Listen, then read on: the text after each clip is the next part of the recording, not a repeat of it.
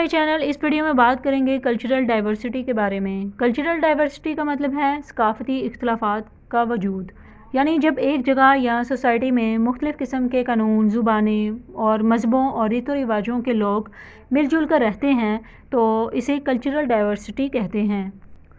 Basically cultural diversity का मतलब है कि एक सोसाइटी में लोग मुख्तलिफ़ कल्चर यानी ज़ुबान, लिबास, खाने पीने और सोचने का अंदाज़ रखते हों। यह डाइवर्सिटी सोसाइटी को रंगीन, खुशहाल और ज़्यादा समझदार बनाती है। फॉर एग्ज़ाम्पल पाकिस्तान में पंजाबी, सिंधी, बलोची और पश्तून लोग रहते हैं। ये कल्चर डाइवर्सिटी है। एक ऑफ़िस में जब मुख्तलिफ़ कंट्रीज़ के लोग मिलकर काम करते हैं तो वहाँ कल्चरल डाइवर्सिटी होती है। इसी तरह कल्चर डाइवर्सिटी हमें दूसरे कल्चर्स की इज़्ज़त करना सिखाती है। कल्चरल डाइवर्सिटी के बेनिफिट्स क्या हैं, यानी कि नए आइडियाज़ और सोच मिलती है, टॉलरेंस और रिस्पेक्ट बढ़ता है, ज़्यादा क्रिएटिव और इंक्लूसिव इन्वायरमेंट बनता है। इसके अलावा हर कल्चर से कुछ ना कुछ सीखने का मौका मिलता है।